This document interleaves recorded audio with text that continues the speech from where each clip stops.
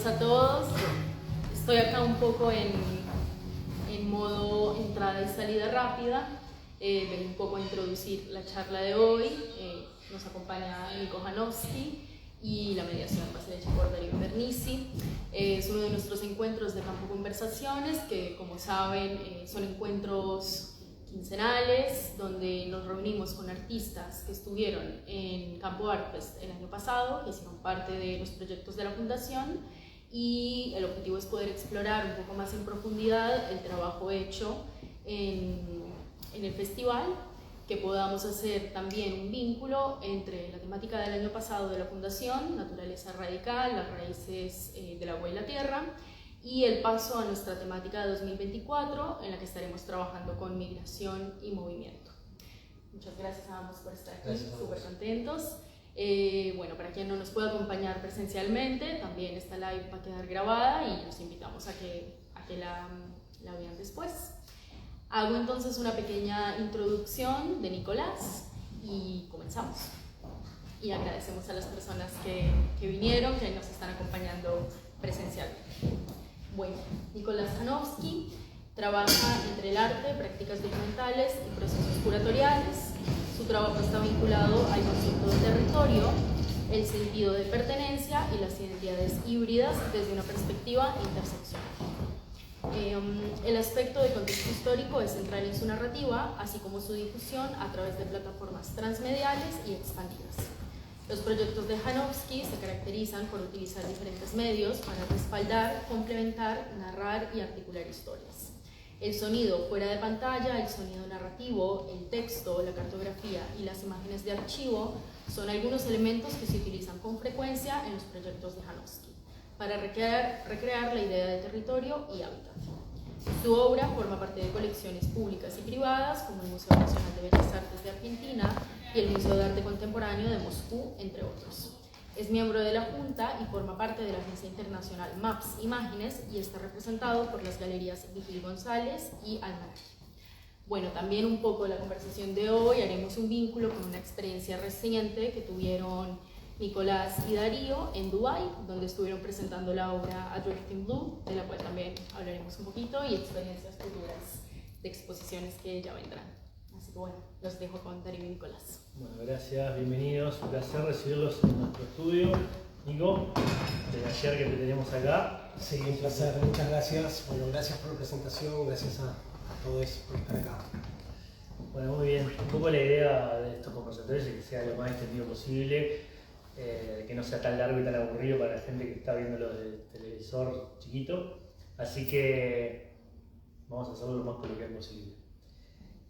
El vínculo que tenemos nosotros es desde, creo que el primer trabajo que hicimos fue para el LEAC en el año 2018, están por ahí los archivos.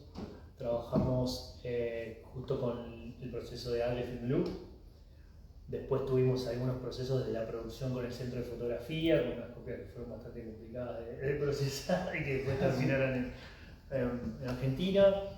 Hemos trabajado a nivel de producción, hemos trabajado a nivel también de curaduría, estuvimos en campo con eso, estuvimos trabajando, colaborando juntos, estuvimos también en Dubái, como decía Cami, en un proceso mucho más, en un tránsito mucho más comercial también si se quiere, pero desde la curaduría de Leo Valdés, sacó una pata también curatorial ahí con otro colega muy importante del arte latinoamericano. Y bueno, el vínculo que nos trae acá es campo, pero en realidad también amplificarlo un poco, conocerte a vos desde el punto de vista, sobre todo de tu trabajo, la relación que tenés con la antropología, la relación que tenés con la fotografía, en esta nueva forma de hacer fotografía expandida, lens-based artist, como se dice hoy en día, donde la fotografía como lenguaje de documentación queda un poco corta para lo que es tu dinámica de trabajo como la de tantos otros artistas. Así que si querés podemos empezar por cómo entraste a este proyecto que tiene que ver la inteligencia de las flores, ¿cómo se llama? ¿Cómo lo empezaste, cómo lo transitaste, cómo llegó a campo? Y bueno, vamos charlando. Bueno, ante todo agradecer de nuevo la invitación a campo. La verdad que el proceso fue a Cami, a vos, a María y a las colegas y compañeras que están acá. El proceso fue, sobre todo de trabajo en campo, me parece que fue súper interesante y para mí muy enriquecedor, ¿no? Hubo como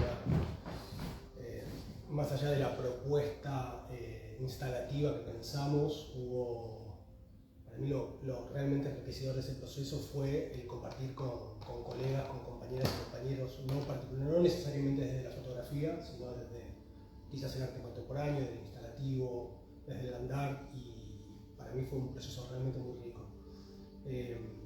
Esa dinámica de estar 2-3 días trabajando, bueno, en mi caso particular, en la Inteligencia de las Flores era una instalación que conllevaba un camión de tierra, luces, y me acuerdo, no sé, agradecerle, si nos está mirando, a Diego Jareche, que estuvo ahí tirando palas de tierra conmigo ahí. Bueno, a vos también por todo el proceso de instalación, nada, fue muy lindo. Y las compañeras, estaba también Flor Flanagan ahí al lado mío, así que nada, me sentí como muy acogido y fue un proceso muy amoroso ese realmente. En cuanto al proyecto, la Inteligencia de las Flores, creo que tiene mucho que ver también con haberlo presentado en Uruguay. Para mí era una deuda pendiente, porque es un proyecto que, bueno, viene de una comisión también en el 2018 de Peace Project y de un proyecto que se llamó Drogas, Política y Violencia, en donde se comisionó a varios artistas, fotógrafos de la región a trabajar sobre 3 distintas plantas, donde había esta vinculación y estas políticas sociales en función a las plantas. Bueno, en mi caso fue la del cannabis, pero también estaba trabajando la hoja de coca y el opio. Y bueno, en esta comisión a mí me comisionaron desarrollar este proyecto sobre la regularización del cannabis, sobre todo a nivel medicinal, desde el proceso que se inició en 2010 en Uruguay, ¿no? que fue como un gran referente a nivel regional también para las distintas políticas que se fueron dando en distintos lugares del continente. Me parece que fue una punta de lanza para desarrollar y para este proceso que se viene dando en nuestro continente, ¿no? que es la regularización y la desmatización del uso de la planta de cannabis, tanto a nivel recreacional como medicinal. Para mí ese proceso fue muy lindo, porque fue muy interesante, sobre todo aprender, porque empecé a pensar desde lo micro hacia lo macro, ¿no? Me fui como muy adentro a pensar desde el átomo, desde la concepción genética, si se quiere, de la planta de cannabis. Entonces empecé a trabajar, también me di muchas libertades a la hora de desarrollar este proceso. Yo venía como en una lógica, si se quiere, más documental, o mis procesos que tienen más que ver con lo documental, con los campos históricos, con las ciencias sociales. Entonces acá me parece que en algún punto generé una suerte de quiebre con mi propio proceso, y en ese sentido empecé, esto, ¿no? que te decía, empecé a trabajar con el átomo, empecé a trabajar con algunas piezas más instalativas, con hierro, con el hexágono, que es como la pieza inicial del átomo de cannabis.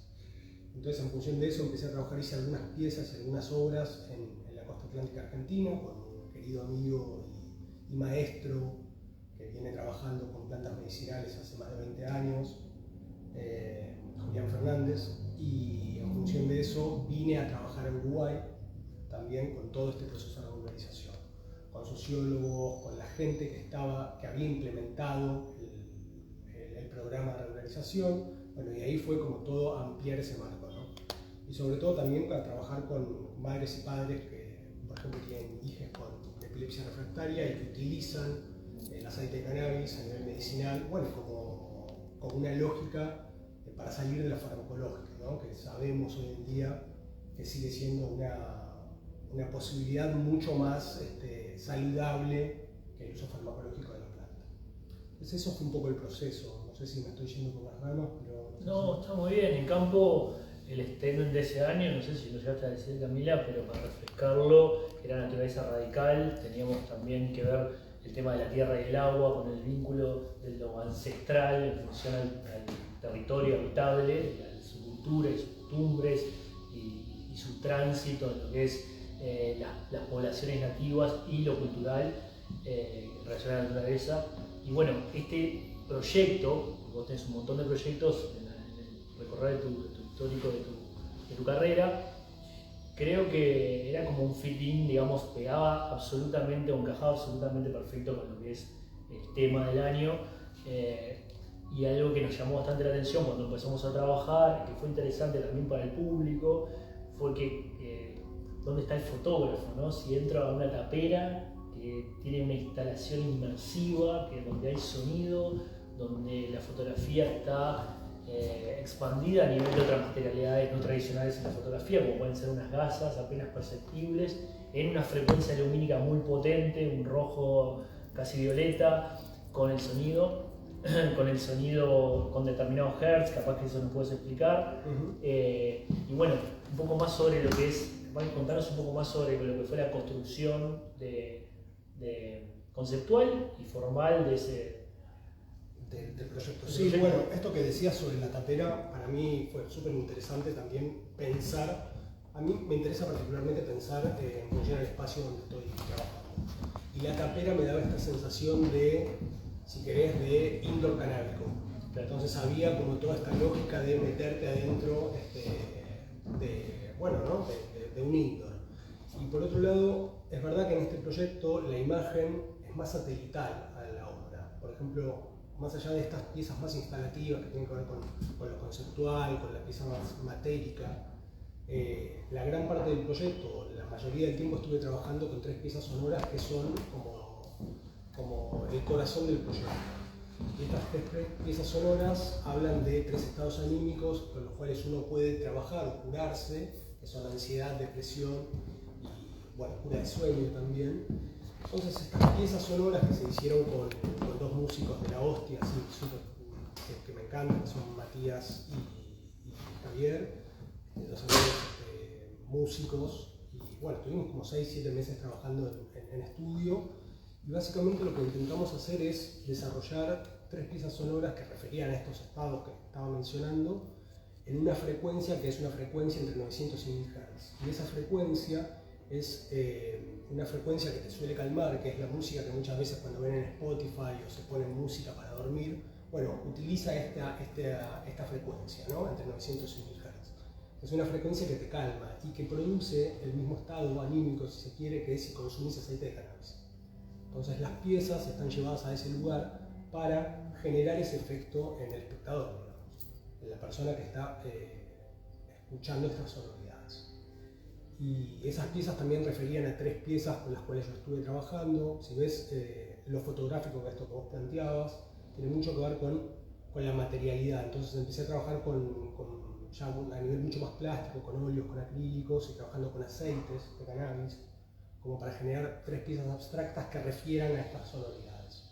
Entonces eso fue como el core, ¿no? El cuerpo de trabajo, del cual después se expandió a la investigación más histórica, al proyecto con Mamá Cultiva, que son las asociaciones de madres y padres que trabajan para la normalización y que utilizan aceites de modo asiduo. Bueno, eso fue un poco el marco, ¿no? Y también después jugando un poco, como esto decíamos, con la materialidad también de las piezas, ¿no? Que sean gasas, que sean transparencias. Me viene interesando mucho trabajar con ese tipo de materialidades.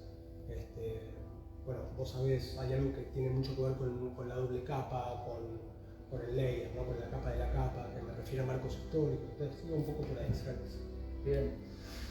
Bueno, capaz que lo que podemos hablar un poco también, pues interesante para todos, es escuchar sobre algunos otros proyectos, no tanto describirlos, pero cómo vinculás vos tu quehacer autoral entre proyecto y proyecto, cuáles son esos nodos, esos conectores en tu quehacer artístico para vincular un proyecto con otro. Nosotros tenemos, quizás en Uruguay, hay mucha práctica desde otro lugar, desde el quehacer fotográfico, donde la fotografía es la construcción de una imagen. Quizás es más difícil para nosotros o para mucha de la gente que nos ve pensar en cuerpos de trabajo que tengan un proyecto antropológico, sociológico o multimodal detrás, y tener la posibilidad de tenerte. Nos puedes contar un poco cómo es tu forma de trabajar para generar proyectos que además pueden estar conectados entre ellos, más allá de la temática o del headline, que todos lo sacan a tu forma de trabajar y a tu filosofía, sobre todo, y a tu forma de hacer política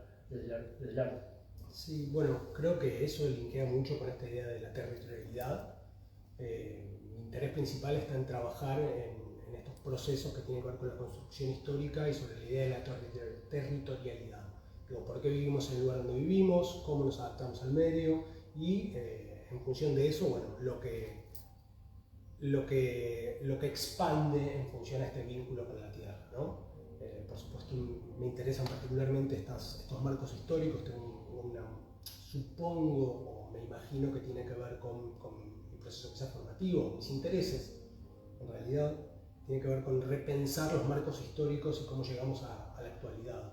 Entonces, me interesa mucho trabajar estos procesos, si se quiere, más lineales sobre las temporalidades, como pensar el pasado para llegar a estos presentes y repensar o jugar con una idea del futuro, ¿no? Eso es un poco, incluso también en el proyecto que presentamos en Dubái, ¿no? Que es el último proyecto para Bien al Sur. Hay algo de esa idea que a mí me sirve particularmente creo que para intentar entender, no entender porque viste esto, pero sí para intentar hacerme una idea de cómo estos marcos históricos y estos procesos confluyen en los lugares en donde terminamos hoy, ¿no? Como esto, repensar la crisis climática hoy. Bueno, evidentemente tiene que ver con un proceso de un marco histórico que está puesto hacia 100, 200 años, procesos de colonización, procesos patriarcales, procesos de construcciones políticas, etc. Y en esas me encontré los últimos, no sé, 10 o 15 años como remarcando también, quizás al principio era menos evidente para mí, pero estaba un poco en esa línea, y ahora empiezo a repensar estos procesos desde esta construcción, ¿no? Más política, si se quiere, como el por qué, ¿no? ¿Por qué estamos hoy en estos procesos y en este lugar, ¿no? Hay algo que tiene que ver para mí con eso. ¿Qué importancia tiene dentro de tu quehacer artístico la fotografía? Más allá de que te puedan reconocer históricamente como un fotógrafo de gran peso latinoamericano, ¿cómo enmarcás algo que es un artificio histórico, tradicional, desde la técnica y la tecnología, a través de distintas funciones, que después entra empezado el siglo XX al mundo del arte y a concepciones más clásicas, modernas, y después con lo que hoy se llama quizás, o ya hace unos años, la confotografía, con unas narrativas más integradas a los quehaceres más críticos? ¿Cómo ves vos ese link entre lo que es la fotografía y el arte y ser un artista per se, una visión más integral, digamos? Mira, no sé, es una pregunta compleja, pero en mi caso hay un oficio, yo trabajé muchos años como fotógrafo y me siento cómodo con la cámara en ese sentido. Sí es cierto que después fui como repensando un poco el uso de la cámara fotográfica, al cual yo entiendo como una herramienta más. Por suerte ahora todos y todas estamos como repensando esta idea, digo, ya es un discurso ya está bastante anticuado, de la objetividad de la cámara, o bueno, este tipo de discursos en donde la verdad se da en función de una imagen. Esto ya lo pasamos de largo hace mucho. Yo no sé si es que me sentí o no me sentí cómodo con esto, pero bueno, había algo del uso de la cámara que ya me reflejaba a repensar estos procesos desde mi propia subjetividad. Me sentí como siempre bastante más cómodo en ese lugar, si bien mis procesos los considero documentales, porque tienen que ver con un proceso de investigación y de conceptualización donde estoy seguramente mucho más tiempo en ese lugar. Trabajando historia. Después, la materialidad, el uso de la cámara, el uso de una imagen o las cuestiones más plásticas de los últimos años son, no sé, herramientas y para intentar llevar una idea a un lugar que a veces se logra, a veces no se logra, pero intento darme como bastante soltura sí, como ser bastante permeable a lo que me pasa un poco en ese proceso. A veces más o menos te sale, a veces no te sale, pero bueno, a mí no me pasa nada con eso. Donde sí se me calienta un poco es con intentar entender la historia, que tampoco me pasa, ¿no? Pero sí como decir, bueno, me siento cómodo con esto que estoy queriendo contar y tomarme mucho tiempo para investigar ese proceso.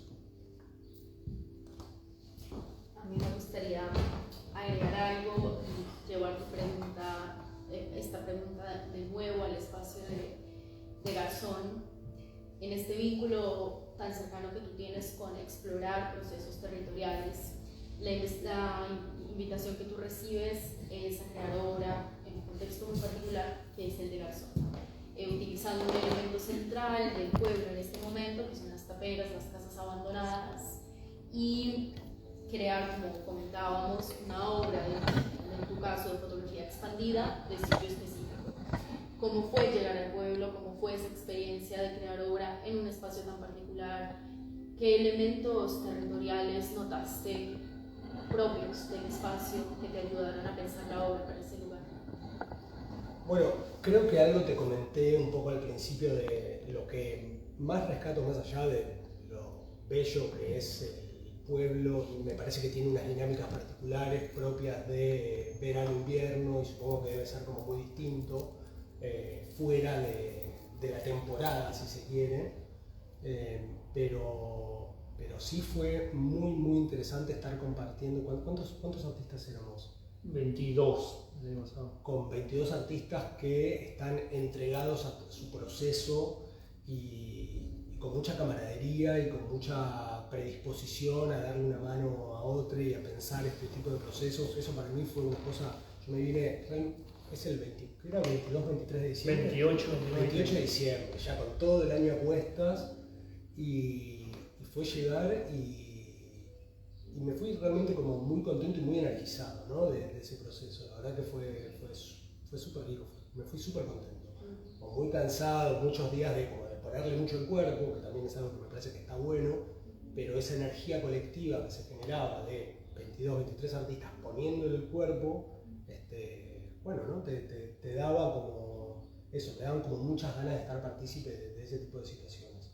Eso, y aprender de un montón de colegas que no particularmente venían del campo fotográfico, de la fotografía expandida, sino que están en procesos de investigación y en vínculo profundo con su propio proceso, ¿no? Entonces a mí eso me pareció genial, la verdad que muy agradecido con esa invitación.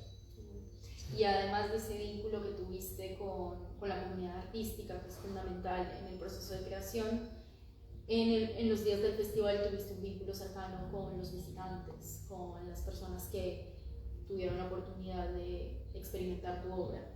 ¿Cómo fue ese vínculo? ¿Qué comentarios recibiste? ¿Cómo fue el vínculo entre obra, público?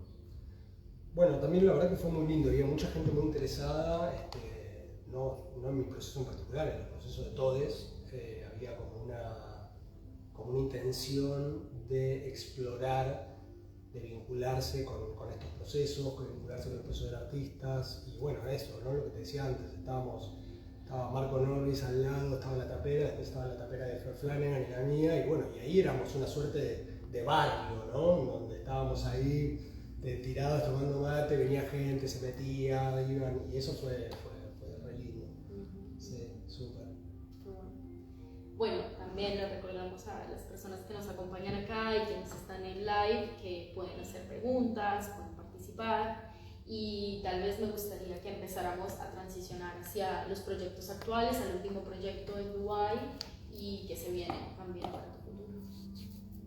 Bueno, a ver, en Blue es un proyecto, en realidad es del 2014 al 2016, me lo conozco de la A a la Z, tuve que traducirlo a varios idiomas y hacia varios tipos de personajes, fue algo muy interesante, pero bueno, es uno de los proyectos que te da como esa salida a Latinoamérica y también a Europa, y como ese conocimiento, con ganar el libro en México en el 2017, el fotolibro en México, con múltiples exposiciones. Hoy estábamos hablando, justo te pregunté cuántas veces lo habías expuesto y me hablaste de que entre 20 y 30 veces empezó a recorrer, ha ido por todos lados, por las redes sociales. Hoy en día es un proyecto que es reconocible por todos lados. Me ha pasado que en Dubái, gente, sobre todo de Europa, me han dicho, sí, esto ya lo vi, o sea que es un proyecto reconocido internacionalmente.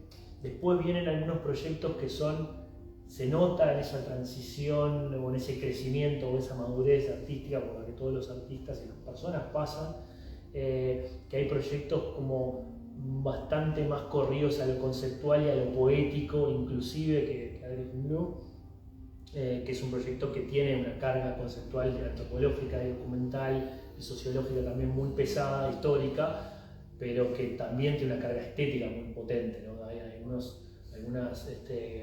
digamos, es muy museográfico, es muy para ferias, es un proyecto muy agradable a nivel visual.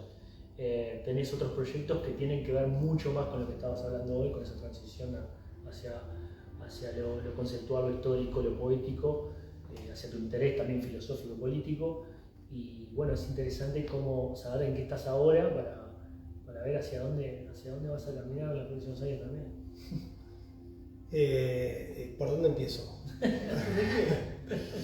Bueno, Funciona Drift o Fin del Mundo es un proyecto que tiene la verdad que más de 10 años y es interesante cómo los marcos históricos y los procesos un poco resignifican también nuestros propios proyectos y nuestra propia obra. Yo tuve en los últimos, no sé si te querés, casi 8 o 9 años sin ningún tipo de interés en presentar mi proyecto porque me di cuenta de que me interesaba expandir hacia otros lugares. Ya me había pasado eso. Pero en los últimos años hay una suerte de, también uno mucho no puede manejar eso, por más de que yo no estoy realmente en redes y ya es un proceso que intento como estar como más en un proceso más personal y más de trabajo y no estar como tan expansivo en ese sentido. Bueno, la verdad que para mí es una alegría, es un proyecto que tengo como una fibra muy íntima, es un proceso donde esta idea del fin del mundo y este marco de la territorialidad también se vincula con mi historia personal, con mis procesos en Tierra del Fuego, con el fallecimiento de mi padre, con todo un marco subjetivo que me hizo ponerme en ese lugar. Y hoy, repensando el proyecto, y la verdad que en los últimos años también me empezó a interesar más esta idea de lo instalativo. Entonces, como es un proyecto que tiene como muchas capas de información, o varias capas de información, el proyecto es de otro lugar. Y nada, eso, en la que estamos, ¿no? Que estamos trabajando estos días. ¿Te vas a exponer ahora en Lima? Se va a exponer en el ICNA de Lima, sí, el mes que viene. Sí. Y ¿Qué es lo nuevo? Y lo nuevo estoy ahora, bueno, nada, vengo de Argentina, así que estamos atravesados por una crisis realmente muy fuerte, muy dolorosa también, ¿no? Este proceso en el cual estamos atravesados, bueno, me pone a intentar, por un lado, entender, y por otro lado, ponerme en la trinchera también, ¿no? Sentir de que formo parte de un proceso, de un montón de compañeros y compañeras que están, que estamos completamente en contra de estas políticas neoliberales, de este tipo de procesos anarcocapitalistas que no tienen ni admisión anarco ni admisión capitalista, digo nada. Entonces, en esa lógica, bueno, somos muchos y muchas los que estamos ahí como intentando entender qué pasa con eso, ¿no? Y ahí, trabajando un poco en ese sentido. Pero se verá. ¿Qué sale de eso? Dicen que de las crisis más grandes salen los proyectos más interesantes, así que capaz que se viene algo, de ese caldo de cultivo, se puede venir algo también bastante visceral, supongo. ¿Estás trabajando en algo de eso? Mirá, con que se revierta esta situación me doy por mucho. Así es que veremos. Pero bueno, muy bien, Nico. No te voy a atormentar más con tanto pensamiento. Capaz estaría bueno si alguien quiere hacer alguna pregunta o si alguien pregunta algo por ahí. Yo estaba pensando en una de las fotografías que están acá, de la serie, de Dirt and Blue, ¿o no? Sí. Que podríamos después mostrarla a nuestra audiencia en live, también ustedes, para que tengan una referencia. Y después, chicas, perdón que les robo la palabra, pero a mí de esta serie, es cierto, me impactó muchísimo la presencia del color como un elemento que la cruza a lo largo de todas las fotografías, ese elemento que también la vincula al fin del mundo, ¿no? A estar en contacto con estas grandes masas de agua azules. Me gustaría que nos contaras un poco más del proceso fotográfico de esta serie y de la presencia tan fuerte del azul. Bueno, yo tenía una obsesión, esto es una intimidad, pero me parece que esta vez tenía una obsesión con el azul clay. Entonces estaba intentando encontrar alguna dinámica o alguna suerte de proceso para referir a un lugar particularmente frío como es la Tierra del Fuego. Y bueno, también hay una lógica que tiene que ver con la panometría, con el uso de temperaturas en términos de imagen. Cuando uno refiere a imágenes más cálidas y naranjas, dan una sensación de calidez. Y por el contrario, cuando se trabaja con fríos, la idea era un poco intentar, por lo menos en mí, llevar este tipo de sensaciones a este lugar que a mí me refería, ¿no? Este lugar quizás un poco inhóspito, quizás frío, sí. Y bueno, básicamente lo que mi dinámica de trabajo más a nivel de la construcción de la imagen tiene que ver con usos de flashes con gelatinas. Hay una suerte de pequeña corrección de color, pero están como, o sea, entre el 80 y el 90% con ese color. Y bueno, y después fue un proyecto de 3 años y medio, donde estaba con mi familia, yendo en procesos largos, muchos veranos, algunas partes del invierno. Entonces íbamos y veníamos y nos vinculábamos un poco con muchos amigos que viven y amigas que viven allá. Entonces intentar entender este tipo de procesos y sobre todo pensar este marco histórico, el estrecho de Magallanes y el pasaje de Drake, como a mí me interesan estos marcos históricos, y yo empecé a pensar, bueno, este de hecho es el primer cruce entre el Atlántico y el Pacífico, no existía el canal de Panamá, ¿no? Entonces hay como todo un proceso de investigación sobre la colonización de este territorio, de cuándo se llegó al territorio, entre el siglo finales del XVI y XVII, y esta idea de la colonización del espacio, de la territorialidad, ¿no? Lo que se quería hacer en la isla era, bueno, es pensar dónde estaba el continente blanco, ¿no? Que es la Antártida. Entonces, para llegar a ese fin del mundo, ¿cuál es ese fin? Bueno, se estaba colonizando y todo el tiempo construyendo una idea sobre esta idea de la territorialidad. Entonces, tenía que ver mucho con eso. Y después, bueno, algunos de los archivos que si después con la cámara muestran, era reinterpretar un archivo de Martín Usinde, que era un etnólogo alemán que trabajó con los pueblos Selknam y Yámanas. Entonces a mí me llamaba mucho la atención, es un archivo histórico que tiene una fuerza realmente muy interesante, pero cuando a mí me invitan a trabajar en ese archivo del Museo del Fin del Mundo, pero tiene una carga poética y tan potente esas imágenes que realmente no había mucho que hacer. Pero bueno, después investigando en este proceso de Usinde me di cuenta que en realidad lo que estaba haciendo este etnólogo al hacer estas fotos, o sea, de un nivel de contemporaneidad muy interesante, era reinterpretar estos ritos de paso, ¿no? El Jaim, entonces ahí empecé mucho a pensar sobre esta idea de la construcción en función a esta idea de Lotread, ¿no? De cómo se leyó históricamente desde Occidente a los pueblos originarios. Entonces, bueno, las imágenes, por ejemplo, que están ahí, que si después se muestran, tienen que ver con eso, con pensar sobre algunos conceptos que tienen que ver con esta idea del noble salvaje, con esta idea, bueno, sobre esta idea de la otredad, ¿no? Sobre la otredad, sobre cómo se fue pensando y justificando la culturación de estos pueblos. Tiene que ver con eso.